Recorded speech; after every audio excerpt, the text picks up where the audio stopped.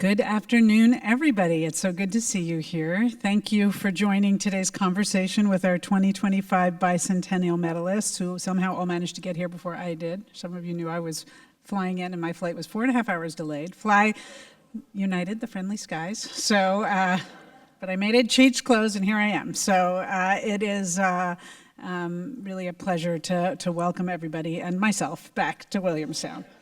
The Bicentennial Medal, as I think many of you know, was awarded in 1993 for the first time at the college's 200th anniversary. And through this program, Williams has the opportunity to honor members of our community for distinguished achievements in their field, which is, for me, always truly a thrilling part of the beginning of every year.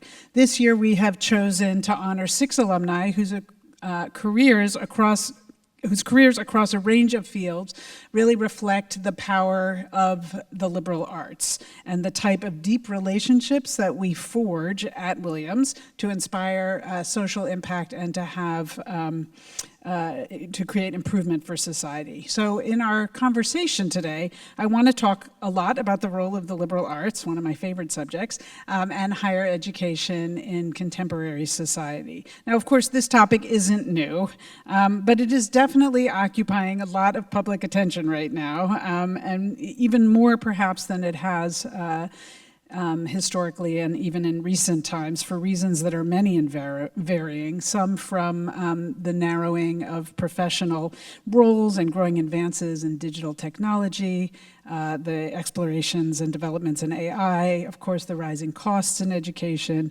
and now increasing federal intervention into institutions like this one, just to name a few. So for all of these reasons, it feels like it's always a pressing topic, but even more so today. So I'm going to introduce each of today's speakers briefly, but before I do so, I want to just say a word about how they're connected with each other in the minds of the curators of today's events. This academic year, we are exploring at Williams the theme of On the Log, which is hearkening back to the tale of U.S. President James A. Garfield, who was Williams' class of 1856, commenting at a regional alumni gathering in New York City that the ideal college is one where Mark Hopkins, you probably could recite this with me, where Mark Hopkins is on one side of a log and a student on the other. And so this year, the On the Log initiative invites the entire community to play with the themes and ideas that explore this mythos, that is the mythos of the log, face-to-face conversation, the power of place, and the enduring impact of direct and sustained interaction in every facet of a Williams education. I think a lot of you are actually quite familiar with this apocryphal story. Nevertheless, we thought it might be helpful, especially as we see this as the kickoff of this year, to play the following video to help orient all of us. And so with that, I direct you to the screen.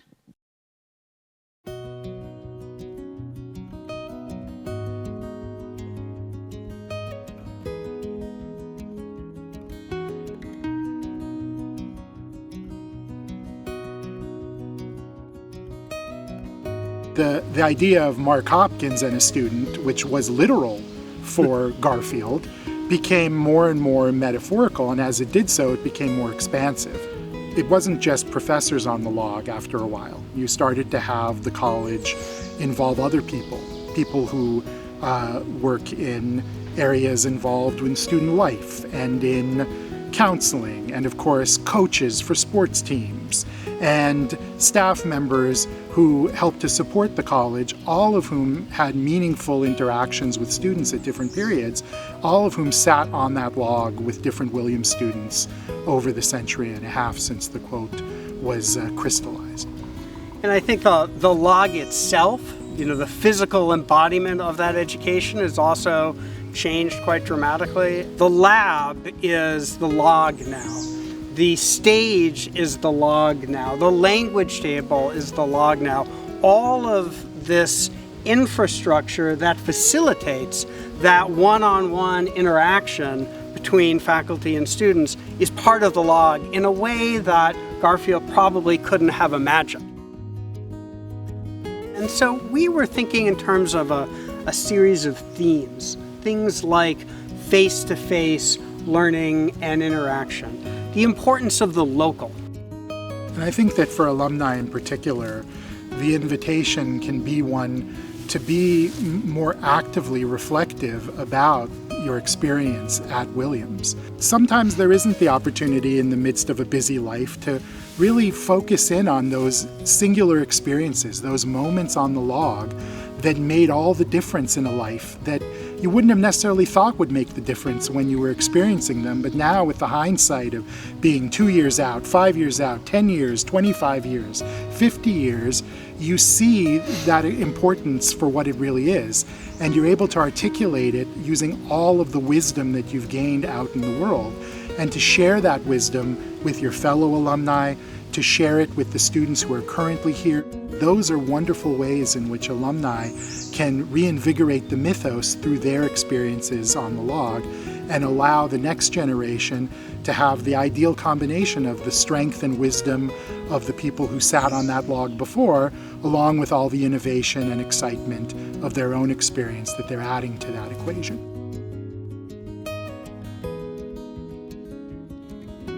Thank you. So I'm going to begin the conversation today with some log-related questions. And as you can imagine, with 6 medalists, then we'll cover a lot of ground in our conversation. But before I do that, and even before I introduce today's medalists, I do want to thank the 2 faculty members who've helped co-curate this wonderful idea, who happen to be in the room. So if Christopher and Idan could just wave from the back there, they've been really wonderful generators of this exciting endeavor that we're launching today. But let me begin now by introducing our wonderful Bicentennial Medalists who are with me. I'm not actually going to introduce them in order sitting next to me. I'm going to introduce them in order of class graduation year. So starting with John Reggie from the class of 66, who is the founder of a rural network of community health centers now serving 180,000 patients. He's provided decades of hands-on care as a family physician, leadership of an ever-expanding healthcare system, and service on 39 public policy councils. Welcome and congratulations. No eye rolling allowed. Thank you. Our next honoree is Lynellen Long from the class of 74. She is the founder of Her Economic Rights and Autonomy, HERA, which has worked across 9 countries since 2005 to prevent dangerous migration and trafficking by supporting women's entrepreneurship. This organization currently provides grants to women's ventures in Armenia, Georgia, Moldova, and Ukraine. Welcome.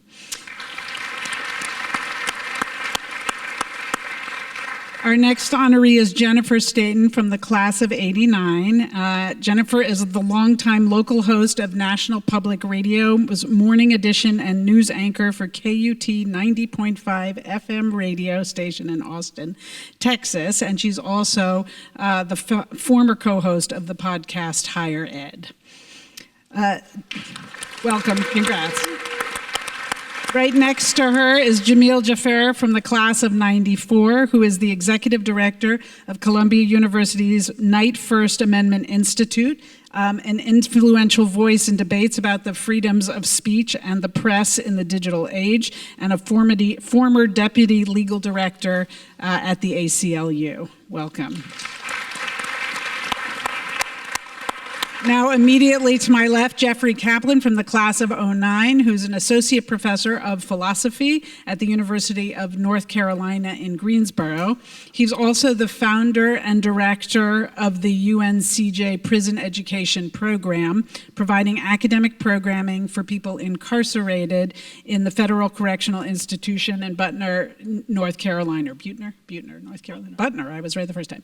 His YouTube channel also provides public access to his lectures on philosophy, which you can take a look at with more than 28 million views online.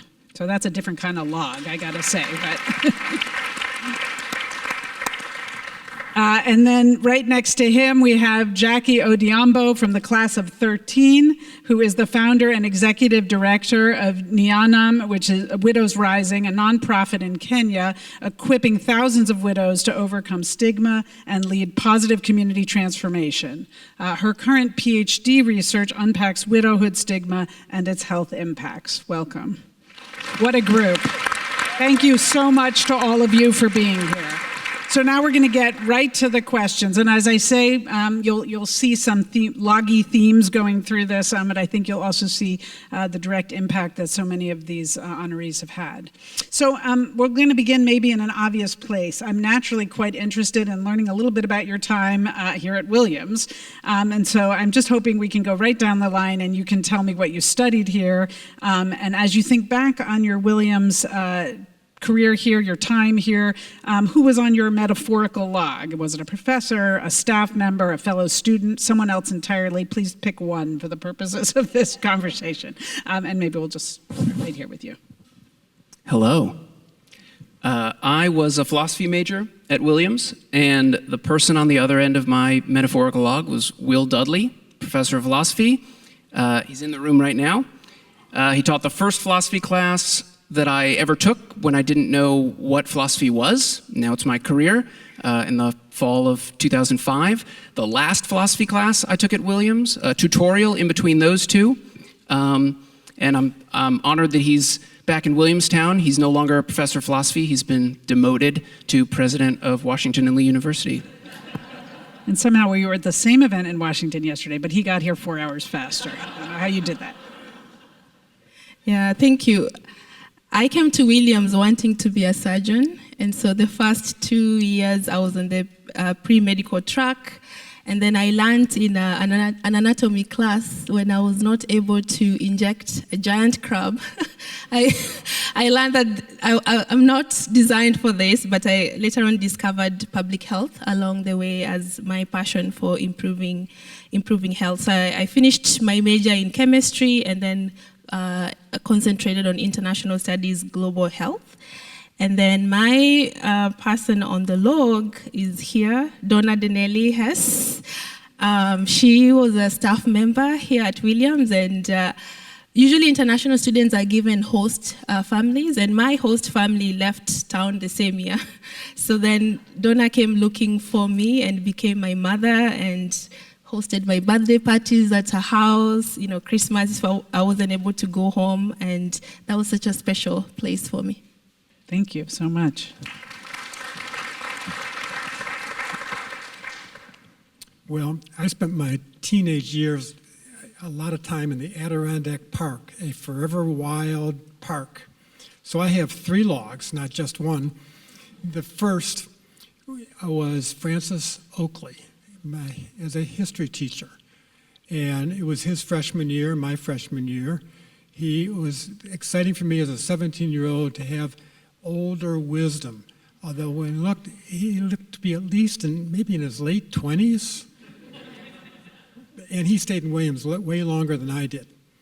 Second log was James McGregor Burns, the political scientist who was an inspiration and directed me to my congressman, Sam Stratton, where I spent the internship for the summer. And one of my jobs then, there were 7 of us from my class. They are doing congressional internships. I was the one selected to find public figures to come in and speak to us for an hour informally. So I picked some really famous people like Adam Clayton Powell, who had a lot to say, and he at that point had this huge suit against him, so I took the gamble and said, "What about that suit you're facing?" And his response was, "Well, which one?"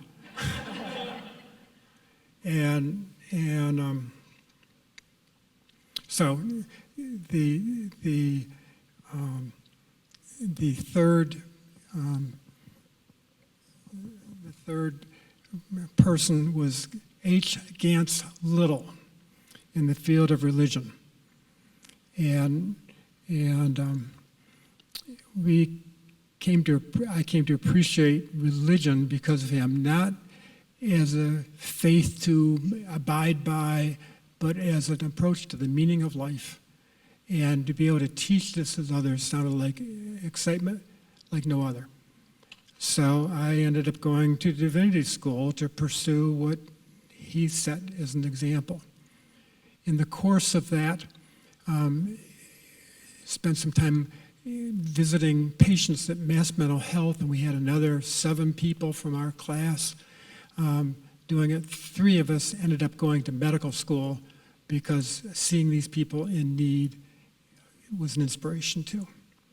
So the one thing I forgot, which was my hesitation, one more story about Adam Clayton Powell, not about him, but I also invited some young senator who went by the name Bobby. And he, as Bobby Kennedy, had a lot to say, and it was another source of inspiration in terms of how do you approach public life, public figures, and make a difference. Thank you. Thank you.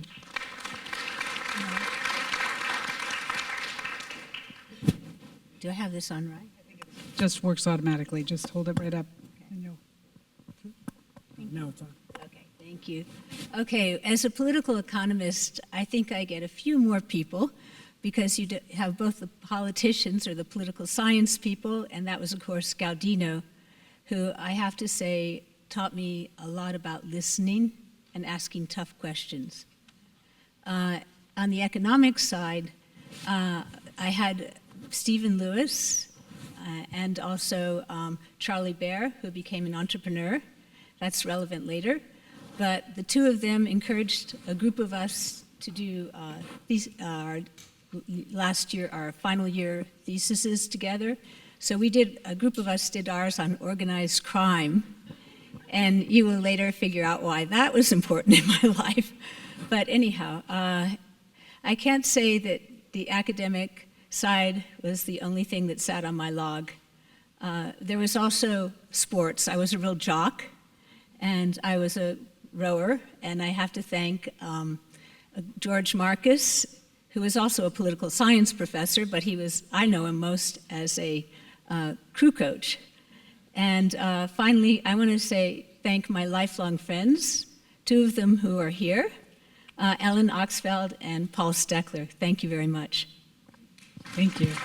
Yeah. So I was an English and math major when I was here. I think you have to abstract a little bit away from the original metaphor to capture my Williams experience, because there were so many different people who were influential. In the English department, John Kleiner, who retired relatively recently, Sean Rosenheim, Leila Ruhia, who I think is in the comparative literature department, and then in math, Tom Garrity and Cesar Silva, but also some people outside academics. All through my time at Williams, I studied piano with Doris Stevenson, who was then in the music department, and that was a big part of my Williams experience. Thank you. So I came to Williams wanting to be a psychology major, and I stuck with that. I think was an accidental concentration in theater. I took the right number of classes, and I really enjoyed it. Almost thought about double majoring in poli-sci, but it would have filled up all the extra spaces, so I wouldn't have a way to explore other things. And if I had discovered sociology sooner, I think I might have filled every slot with that. I was fascinated by sociology. If anybody had Robert Jackal as a professor, crime and criminology and popular culture and celebrity were fantastic explorations with him. I would say for the log portion of the question, so I'm thinking of like a seesaw when one end is heavier and so the other end is up in the air. So I've got a group of friends here and they're all on one end of the log and I'm up on the air on the other end. So that's one way I think about the log. But to name a specific person, I would actually go outside my academic experience and talk about a fellow student who was a year ahead of me. Rich Gardella, class of 1988, was involved in leadership at WCFM when I first got involved, and he really helped me get involved, helped open some opportunities for me, and really pushed me to be involved there and learn a lot about myself and my capabilities and capacities in a completely different venue from the classroom. So I really appreciated that. Wonderful. Thank you so much. It's wonderful to hear all those stories and the diversity of them as well. So now I'm going to go down the line in the other direction just to shake things up a little bit. And maybe you could just talk a little bit more about your Williams experience and some of the skills or capacities that you developed when they were here and how that you feel they prepared you for your life or your career or both. Well, there's sort of the obvious one, which was the radio station. I mean, I remember in 1985 getting a packet in the mail the summer before I started freshman year, because there was no internet and all of that. So we got paper in the mail, and it said Williams had a radio station that students can be involved in. And I thought, oh, that looks like fun. Maybe I'll give that a try. Well, I got here and got involved, and some of my friends did, but I didn't think that was going to necessarily be a professional path. But obviously, without that opportunity, I don't think I would have gotten on the path that I wound up on into a career in radio. I would also say, you know, talking about my academic experience as a major, I was a little bit academically restless maybe. And I think Williams is a great place to be a little academically restless because you can taste a lot of different things, explore and keep learning. And that's very much what I think of, at least part of journalism is you're learning something new literally every day, sometimes every hour, about a wide variety of subjects. So I think that academic restlessness in the best possible way I've been able to carry into my work since Williams. Wonderful. Yeah. So there's no direct relationship between what I studied at Williams and what I did after Williams. Thank That's you. the I'm whole so point, glad to hear right? you say that. Please keep saying it. I did a lot of different things after I graduated. I was a investment banker briefly. I studied development economics.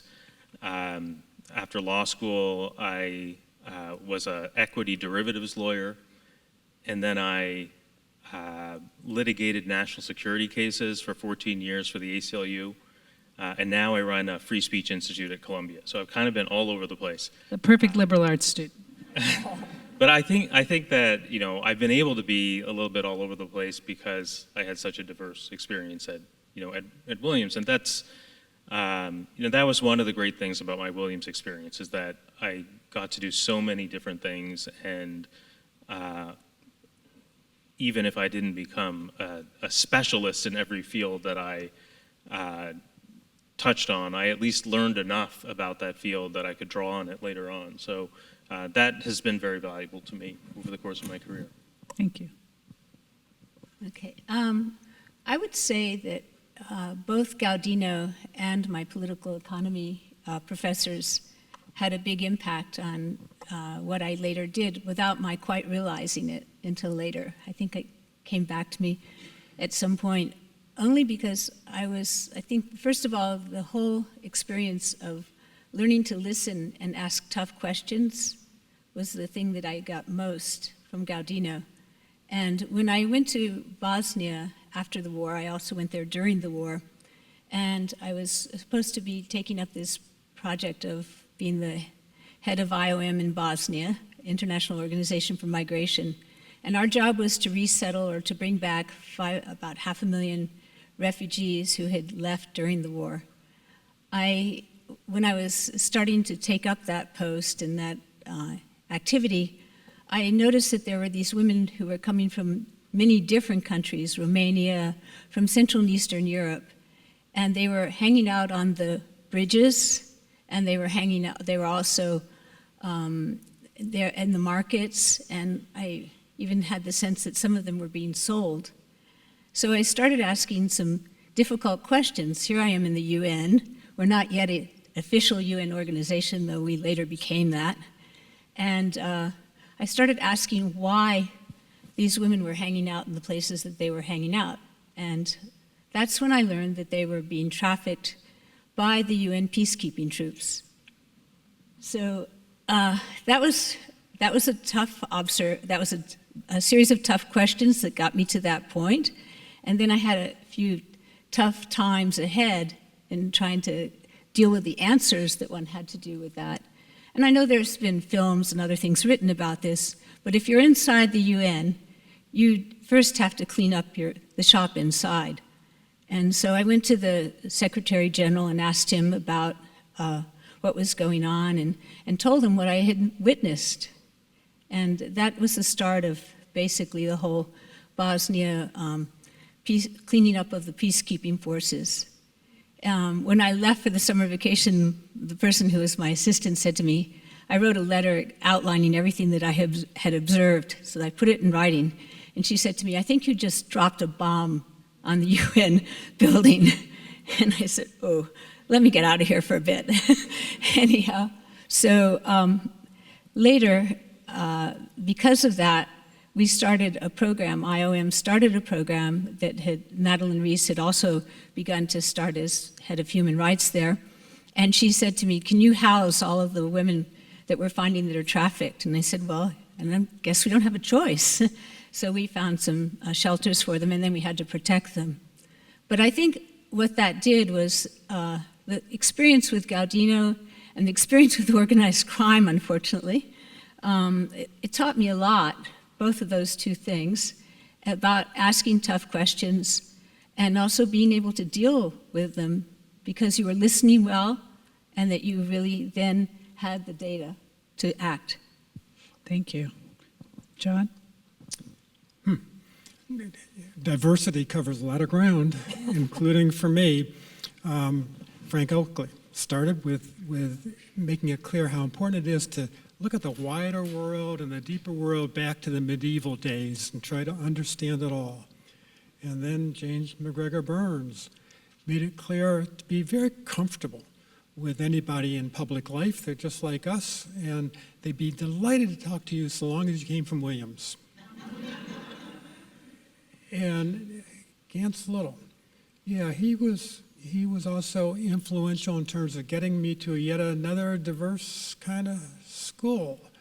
And when I went to the Mass Mental Health Center and saw those needs, I could look back on my science courses.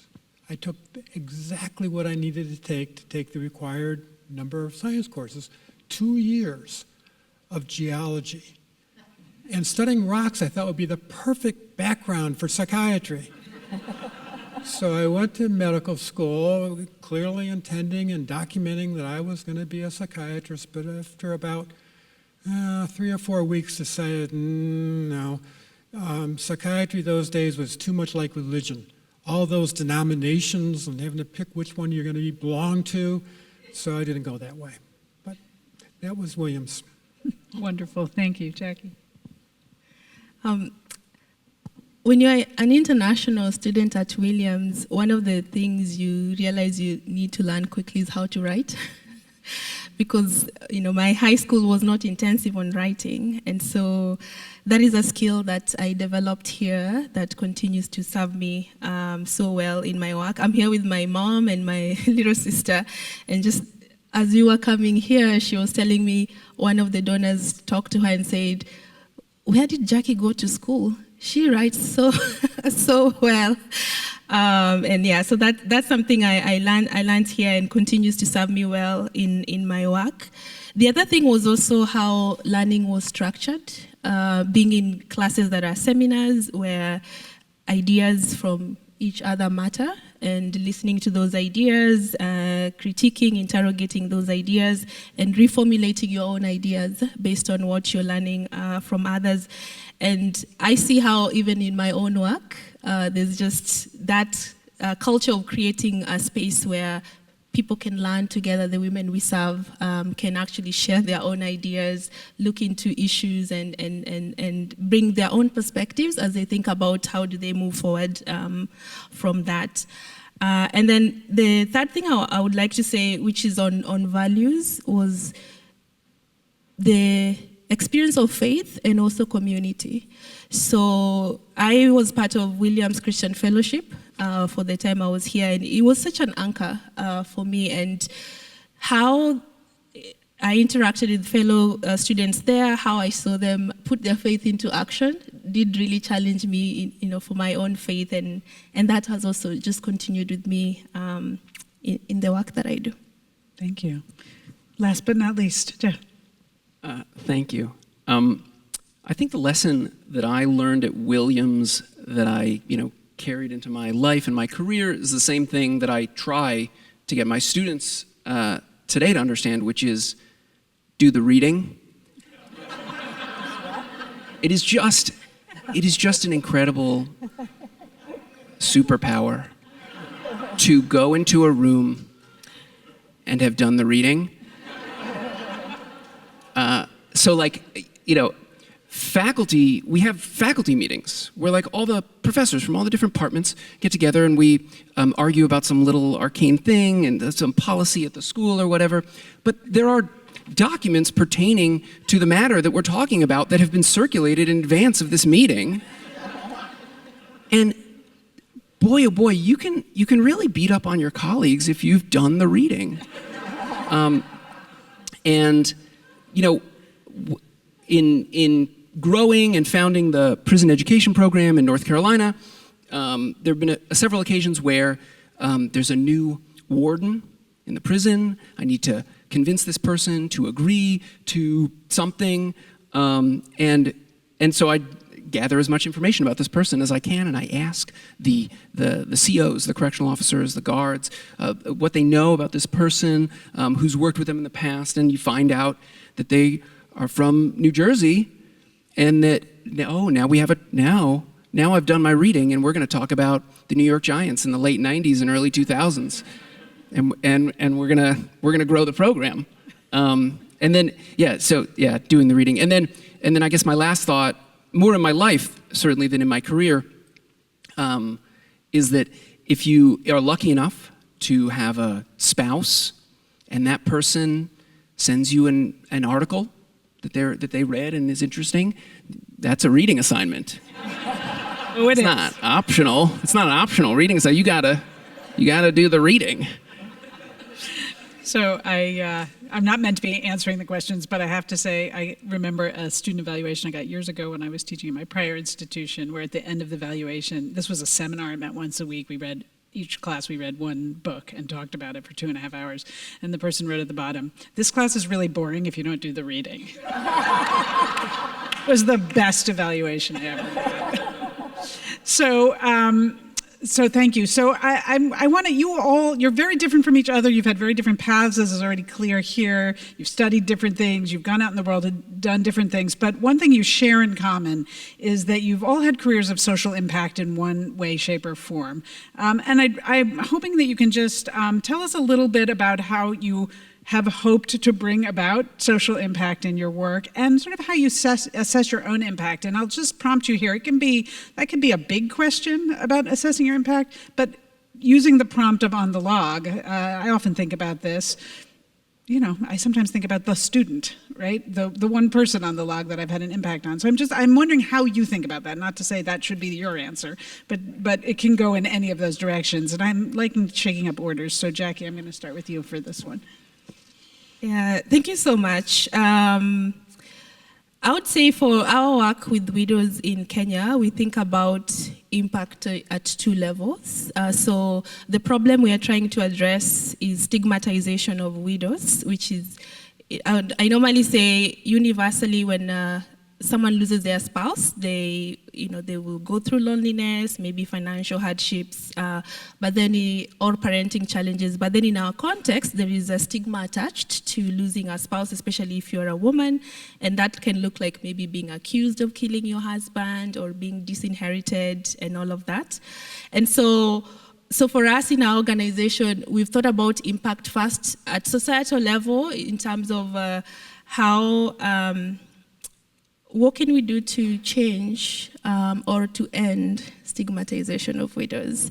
Now, that is probably like a 3-decade, 5-decade, 10, a century worth of work. But the question is, how are we setting up our foundation so that work continues until we can experience the change that we want. And so for me, that change looks like a world where widows are viewed as worthy and whole. But then there is also the immediate impact that we are trying to address and looking at this now at the individual level. And so this looks like, if a woman is disinherited, how can we help her to reclaim her land and property? And, last year we filed 55 land cases with our local courts to help women regain their property rights. But I think the last thing I want to say on this idea of impact is that there is impact that as an organization we can come forward and say this is the change we want to create. We want to improve food security, we want to improve women's land ownership, we want to improve the women's mental health. But there is also impacts that the women themselves experience, and sometimes their language for what difference the work made is not exactly the same as our language. And I remember one time talking to one of the women in our program and just asking her, what has been the significant change for you in this work? And she said that since she began being in our program, she's felt a sense of peace in her life. And I was like, oh, we've not been tracking peace. and so for me, it's so important that we keep listening to what the women we serve, what is impact for them too. Thank you. Wonderful, thanks. Jamil, you want to take a stab? Sure, yeah. So I'm basically a litigator, and so there's a sense in which measuring impact is very easy. We file human rights lawsuits, and you can usually tell if you have won in court. I have a case now. We're representing the American Association of University Professors. It's a challenge to the arrests and detentions and threatened deportations of students for their political protest on university campuses last year. Thank you. And we will know very soon whether we had a 2-week trial over the summer, and we're waiting for the judge to rule. We will know whether we have won in court. So in that sense, it's easy. But it is very possible to win a lot of cases in court and still lose at a sort of higher level. If political opinion shifts against you, or if the politics of the issue changes. So you really have to not just win in court, you have to win a social change. And that is much, much harder to do. It's much, much more difficult to measure.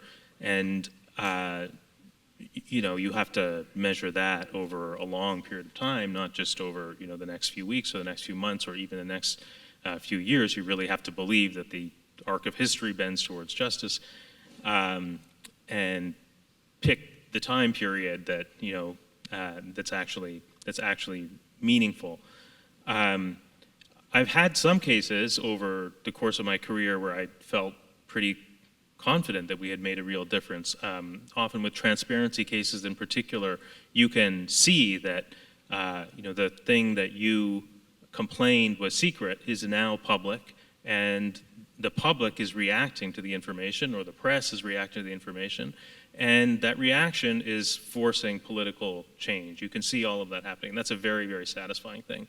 But that's actually relatively rare. Much more often, either we win a case in court, but we can't tell whether it is making a real difference in the world, or we lose a case in court and we try to transform the loss in court into a larger political victory, but whether we have done it is very difficult to tell. There's so many different factors. It's so noisy. You even when things are changing for the better, you can't trace it to some action that you took. So, in general, the teams I've been on, we've been fortunate to be able to take the positions that we thought were right and to defend those positions. And we just felt that even if we lose, we're bearing witness. We're doing something to make clear that not everybody was on board with this policy. And that alone is, I think, what keeps a lot of us doing this kind of work, even if we can't tell in the moment whether we're making a real difference. Thank you. Jeff, you want to take a stab at that one? I'm jumping around now. Yeah. You're on your toes. So if you do educational work in prisons, then there's a metric that is the most talked about way of measuring impact, which is recidivism rate. Right? Recidivism, if you're not familiar, is the long word for the likelihood that someone, after they are finish their incarceration, becomes reincarcerated. And so the programs that I've been a part of, I taught as a faculty member in California for 4 years as a graduate student in what is now called Mount Tamalpais College, but then was called the Prison University Project, and is a degree-granting 4-credit college program run entirely inside San Quentin State Prison. They were tracking and the recidivism rate of their graduates, their students. We did the same thing in North Carolina, which is in the program that I started, which is a much smaller version of that program from California. And so there's that metric, there's that measurable impact.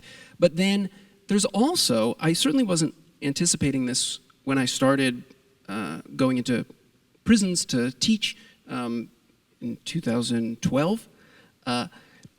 There's also an impact of an educational program on members of the incarcerated population who aren't even in the program, right? So if you have an educational program, then there are guys who are doing their homework throughout the day, out on the yard. And the topics that are discussed inside the institution are just a different set of topics than they would be if there was no educational programming in the prison. Don't know how to measure that at all, though I suspect this hasn't happened. If you had a prison education program that was really, really successful at that latter thing, at influencing positively even the members, even the incarcerated folks who aren't a part of your program, then the recidivism rate of those who participate in your program relative to those who don't would start to look worse. But so be it. Excellent point. Jennifer.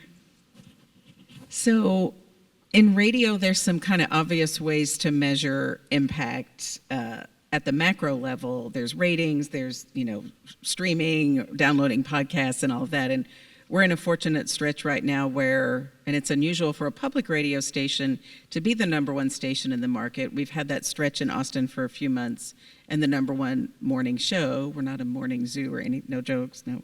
But so I like to think that translates into an impact of an informed community, an engaged community, an inspired community that is sort of going out and being better citizens. We can't really track that, but we sort of hope for that. But on the micro level, I just want to tell a quick story about a particular listener that I think encapsulates this well. There was a woman who was kind of a super fan, super volunteer. She volunteered for everything, came to every station event. She even pitched for us on the air during those membership drives. She just did everything she possibly could to help out. And over time, we kind of changed some of our habits with that, and there were less opportunities to be involved, and COVID hit and all of those things, and I just didn't see her anymore. But she started calling me in the morning on the phone in the studio, and it turned out she had gotten pretty ill. She had lost her sight. She couldn't really leave her house. But this daily live radio broadcast was really her lifeline to the world. I mean, it kept her engaged, it kept her involved, it kept her going in an intellectual way, and it was really a companion for her. So I think about the two of us on the log, because I certainly learned a ton from her. I hope she learned a lot from the broadcast. So I think there's also a micro way that I hope we're having an impact that we don't always see, but there are little snippets of it out there. That's wonderful. John. Can you hear me? Yep. Very good. Well, some weeks ago, the president took care to send us the questions. I'm not talking about the other president. I'm talking about the president right here, the one we look up to. Thank you.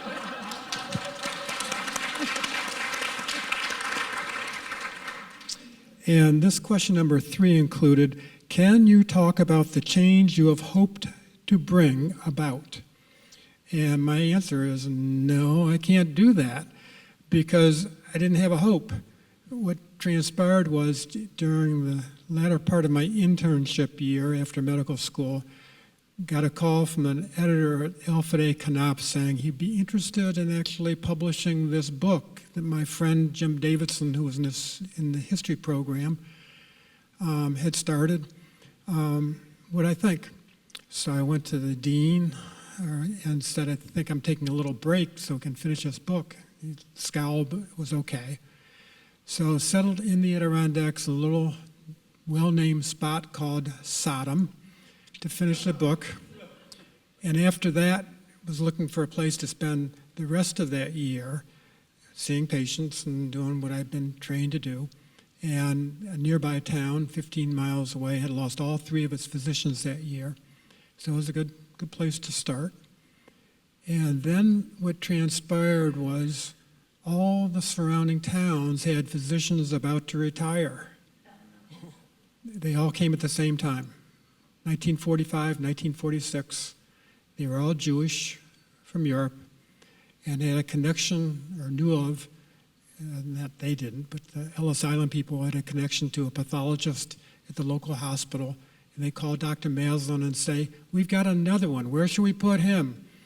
And so Schoon Lake, Newcomb, Indian Lake were all covered, Bolton.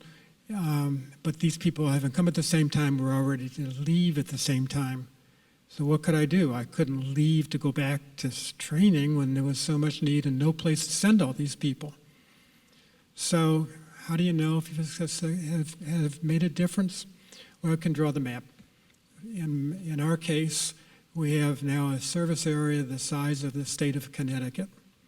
We take care of half the population, and if those health centers weren't there, there'll be not only a lack of health care, but a lack of pharmacies, and then a lack of gasoline stations and the grocery stores. So we really came to understand how health care can be pretty central to community life. Wonderful, thank you. Lynelle? Okay, thank you for asking this question. It's a tough one. I would say, first of all, I got into the whole thing of social impact when I was pregnant with my second daughter, and I was interviewing the rape victims coming across the border from Bosnia, and I said to myself, why am I pregnant again? And, fortunately, I persevered. I decided I should do something. The second one is here. I haven't told her this story. I didn't practice it with her in the car either. But anyhow, and I decided I really had to do something to make the world a better place for women who were being exploited and really hurt badly.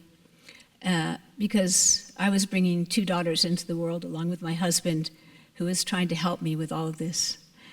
Anyhow, when I saw that the women were being trafficked after the war, and the horrors still continued, I decided that when I met one of the first women who was being trafficked and we were sheltering her, I asked her what would have made a difference. She was a banker, she thought she was going to get a job in London in a bank, and she was trafficked to the brothels of Sarajevo.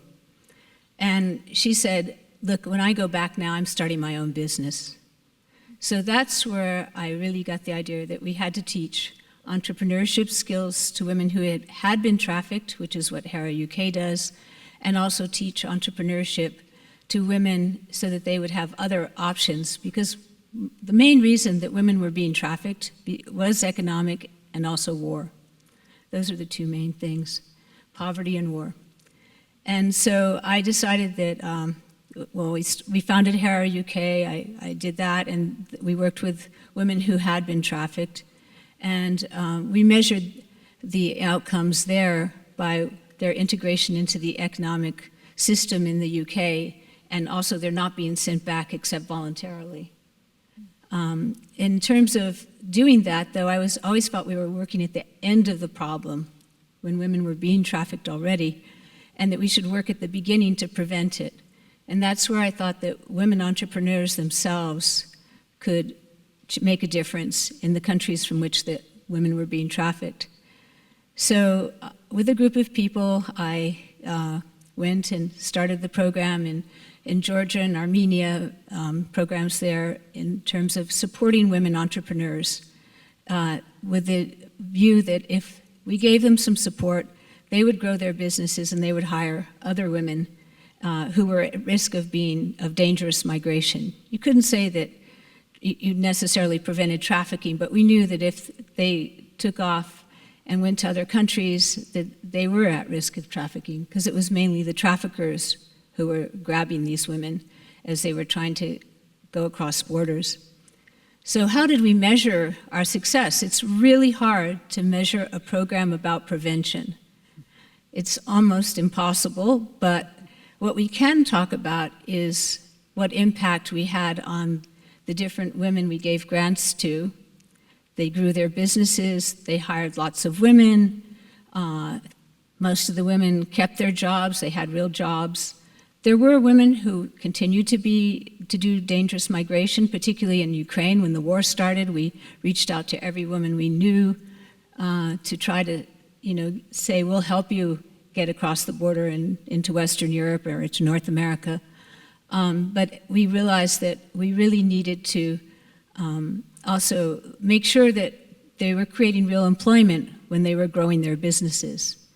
And I'm really proud to say that we're very, I would say we're not very, we're not the best evaluators, even though I taught evaluation at Tufts. I can't say that when you're doing real evaluation, it's so easy.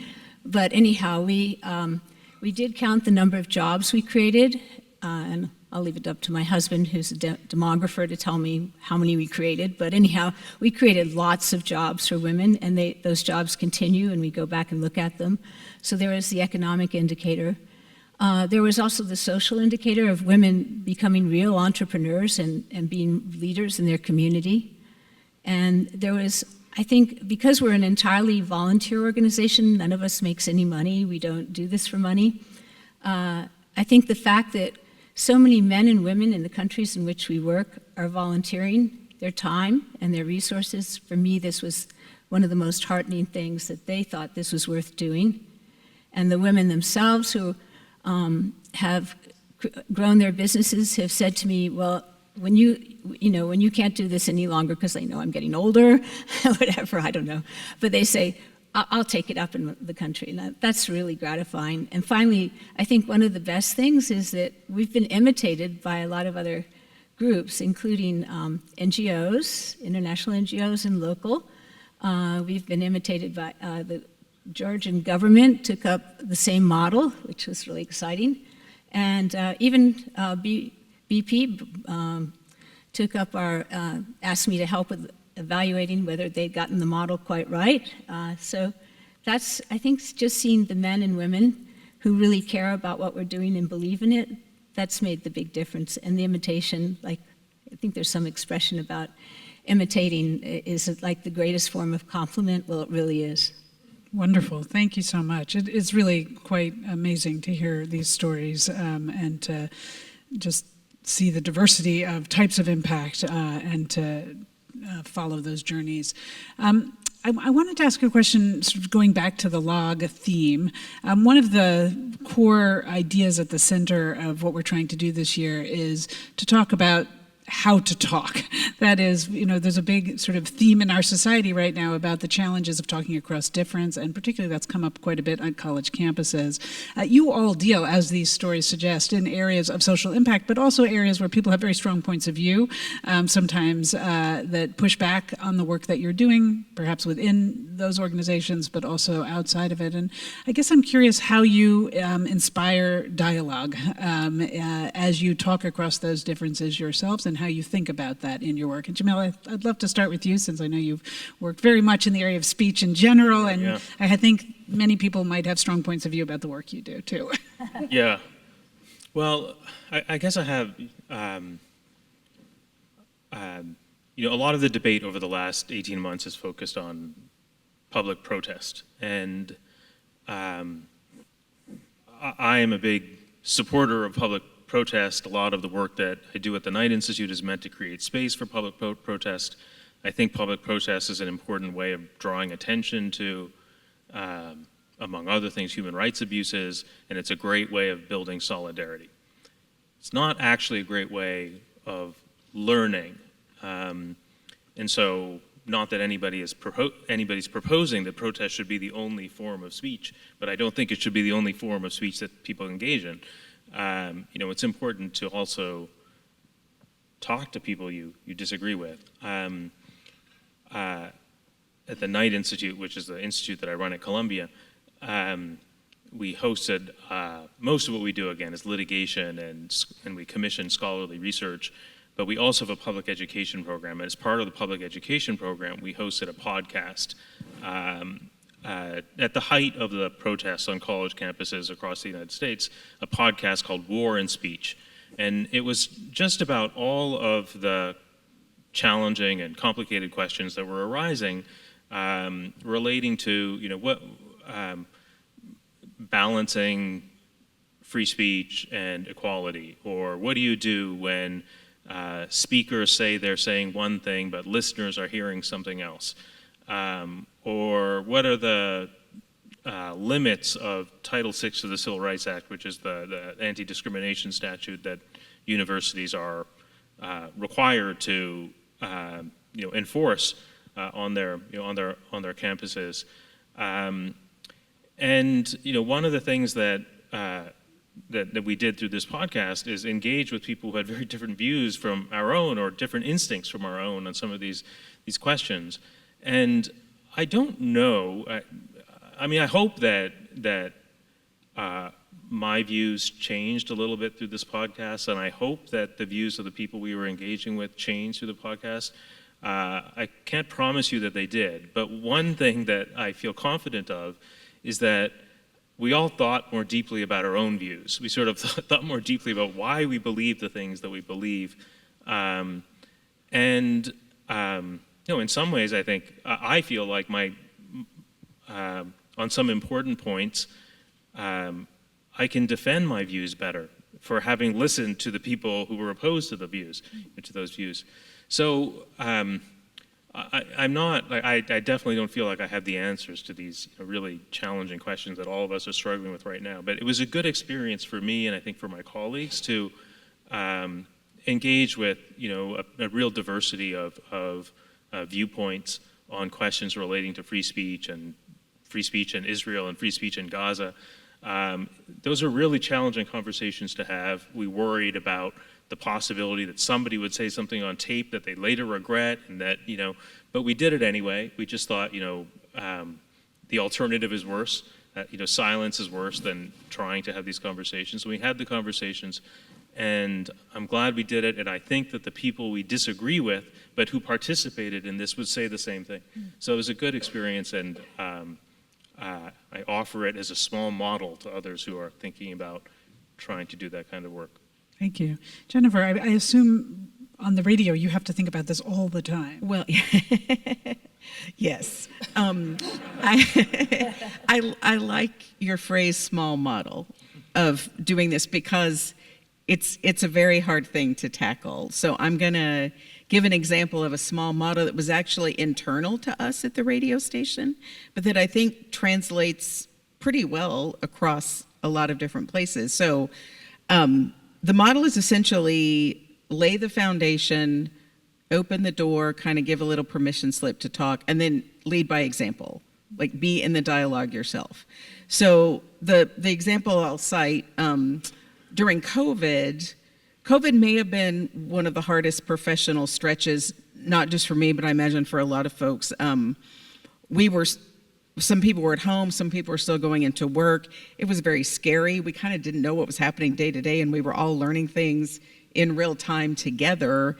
And it was really taking a toll. We were also working a lot of overtime, and people were really burned out and worn out and scared.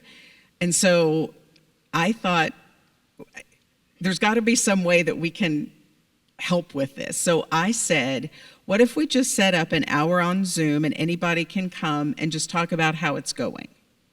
So we set up, I think I gave it a benign name, like a check-in.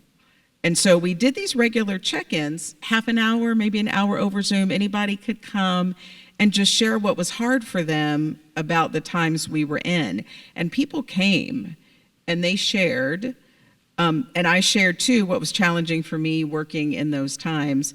But I think absent sort of the framework to do that, people weren't really just voluntarily saying, this is hard, I'm really struggling. And I think showing the vulnerability is what really helped other people to be equally vulnerable. So I think when you put a little of yourself out there, you're going to be met with a little bit of the other person, and that's kind of how to get things started. I'll also, as just another micro example, say, so my father is an alum of Williams, class of 63. Excellent. He passed away last summer, and I was very open at work about when he was having health struggles and when I had to be out of work, and then when he passed away, and I invited my colleagues to a celebration of life, and several of them thanked me for doing that because they said, I don't know how to talk about loss, and I don't know how to talk about grief, and you've really kind of opened that up for me. So I think showing up for those conversations goes a long way. Thank you. So, Jeff, as an educator, you must think about this also all the time in the college classroom and in prison education, I suspect. Yeah. No, it comes up, I mean, it's my day job, is leading students in a philosophy class where we are, when you do philosophy class, right, it is a discussion and often a debate. And so, as I'm listening to others, I'm thinking about how actually I have it a lot easier because I control the environment, right? My audience in the classroom is captive, and I get to set the standards or whatever. But okay, having disclaimed the fact that I have it easier, I have a trick that I use to get students to respect each other's very differing opinions and to engage with each other in a much more positive way than I suspect they would if I didn't use the trick. And so the trick is that I insist that they have to justify and explain any opinion that they state. It's simply not acceptable in my classroom to plant your flag on the side of an issue and then be done talking. It's not helpful, it's not interesting, it's not a learning process for my students' classmates. If they are merely declaring that they agree with one side or another, they have to explain why, they have to criticize the other side in a way that has some substance, involves some kind of justification or whatever. And then once students realize that that is the activity that they're engaged in, when they hear one of their peers say something that they find offensive or that they don't agree with or that is just simply different from what they're used to hearing, I find that they're just much more receptive to listening to what their classmates have to say. I don't know if it's going to work in every context. But it actually builds on the theme that that we heard from Jamel, that sometimes in those arguments what you're doing is also making your own argument better. It's not, sometimes it's about listening and changing your mind, which is also really important, and sometimes it's about making sure that you're really grounded in evidence and solid interpretation and analysis from the perspective from which you're coming. Yeah, absolutely. You have some reasons to back up what you're saying. Yeah, wonderful. Lamela? Well, I think I have to thank Williams the most for helping me to answer this question. I was in the last class that wasn't co-ed and entered as a sophomore.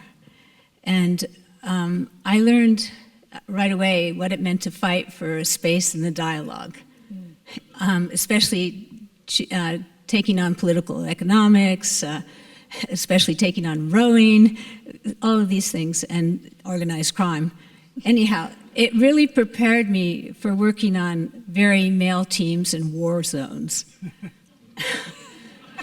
So thank you, Williams. That's a different kind of log, I think, that you had. Okay, but I wasn't always fighting to stay in the dialogue. I was lucky enough to be in charge of some organizations in which I could help to create dialogue, and it was tough.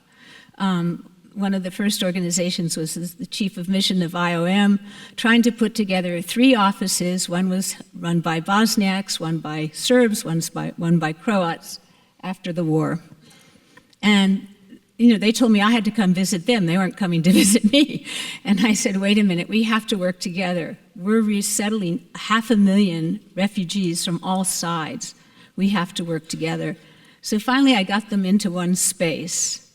And when I gave them each time to tell their stories, which were really important because they had family and friends and so many people had been affected and who had been killed during the war. And they said, well, we used to get along, but we don't now.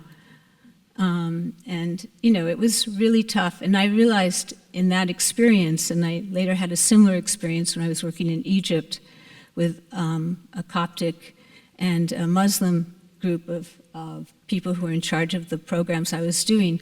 What I learned from those experiences was that, one, you have to give everybody the respect and the time, and you don't have to make them tell their stories, but you have to let them tell what they want to tell. That's the first thing. And then the second thing I also learned is that these things go back. I mean, as an American, I had a professor who said, we're the United States of amnesia. Well, I learned the importance of history in all of these experiences, that you really have to respect historical records, historical memory, how far back these situations go, and how things have affected people intergenerationally as well as their personal lives. And so what I finally did in terms of getting people together was saying, look, we all have something that we need to work on together, and we can only accomplish it by working on it together, which is to bring back these people and to let them live peacefully in their homes again. So that's what I was able to do. That's how I got them to work together, is by having a larger common goal. So thank you, Williams, for giving me the experience both of being a minority and understanding that they had something to tell. And also, I wanted to say, I think that I learned so much by listening. Again, you know, Gaudino's, the gift that he gave to all of us. Thank you. Jackie. Well, continuing the theme of small models. So for us, it starts with creating space for difficult conversations, not necessarily differing opinions, but hard stories, hard experiences people have gone through that they have not found a way to even share. And so for our model, we've created a training tool we call Voice of Change, and it has 5 elements in it. So we start with reflection, where it's just an open question about, you know, one experience in widowhood, and we just let people talk about that in a generic way in terms of what they're thinking about that question. And then once they talk about the question, then we go to the second part on storytelling. And so the way we do storytelling, the first part is we read a story of another widow. So that's a way to, it's like a mirror story. Look at that story, see what the woman has gone through, and we then analyze that story. And still my story is sort of not in the space yet, but it's just this story that I can look at, and I'm reflecting on my own story during that process, and somehow I'm beginning to feel that my story can also come into this space. And so after reading that story, analyzing it in different levels, what's the individual woman going through, what are the relationships, interpersonal relationships she has, and how are those helping or not? And then what is the societal values, structures, norms, and how are those supporting her or failing to? So once we do all of that, then we create a space for personal stories. And for me, I found that that space for personal story as the most transformative part of the work, because you'll hear things that people will start by saying, I've never shared this my whole life. And it does then start shifting how people think about each other, because you realize, I saw this person, I thought I knew them, but I really didn't know who they are or where they were coming from or what they are carrying. And it does really soften people's positions towards each other, and how then they would treat the other post listening to that story. And usually when we are doing personal stories, there's a rule that you don't ask questions, you only listen. And you can only express emotions, or you can only express your emotions in terms of, if the storyteller is laughing, feel free to laugh with them. If they're crying, feel free to cry with them. But the idea is that just listen so that that story can affect you, and that story can also have an impact on you. So, but then once the women have shared all of their stories, which there's a lot of tears. Then after that, we have another session where it's now, let's analyze these stories. What can we do about these stories? What actions can we take at individual level or as a group to help address the issues that have come up from those stories? So I would say that, storytelling as an African, it's it's sort of like how our education system was like before, colonialism and all of that.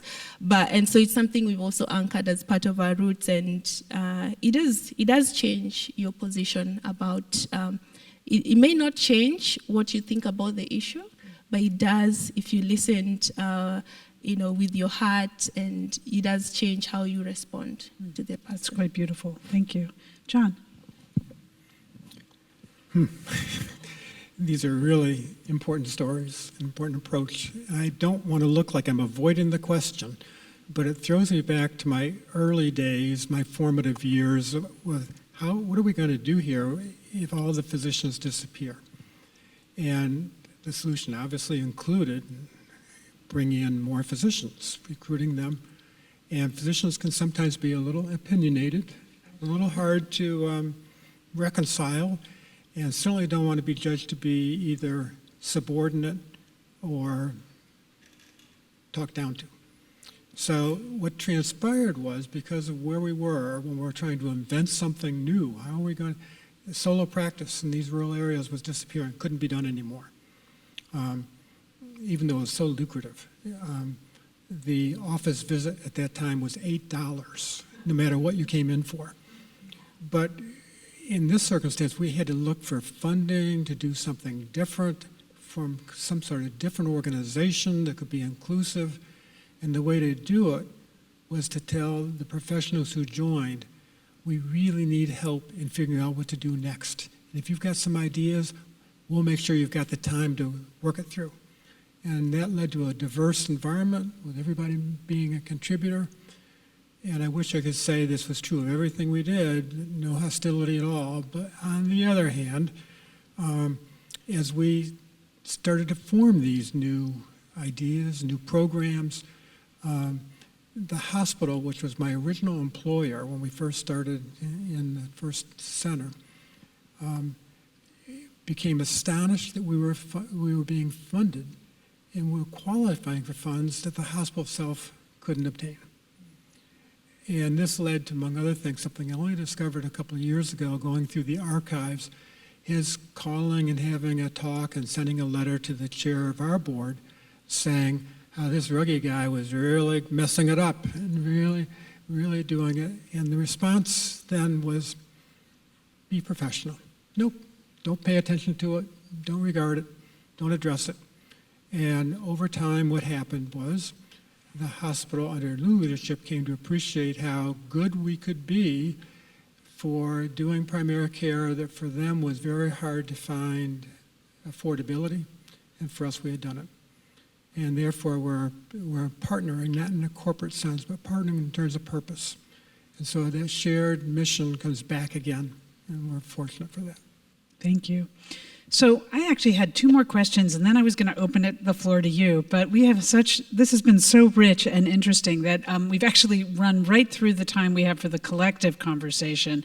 I'm really hoping folks will stay. There's a reception afterwards, so if you had particular questions about the work of each of these amazing people, I hope you'll stop and chat with them and engage in that dialogue that we're encouraging so much this year at Williams. I also just want to use my stage here for a closing comment of reflection. So I mentioned that I had just flown in from an event that Will and I both attended that actually brought quite a number of college presidents from small liberal arts colleges together, and I left that engagement feeling, in a way I haven't lately, very optimistic and hopeful about higher education because of the strong voices in the room and the people who were giving such thoughtful and articulate and wise and reflective comments about higher education today and a lot of the issues that we're all facing. But what was missing in the room were students and alumni and faculty. And it's really sitting here and listening to the impact and then what folks who are educated in this wonderful institution have gone on to do that gets me to get up every morning to do the job. And honestly, I just want to thank all of you for what you've gone on to do with your Williams education, with everything you brought here, what you turned it into, and what you went to do next. So from the bottom of my heart, thank you for everything you've done. Thank you.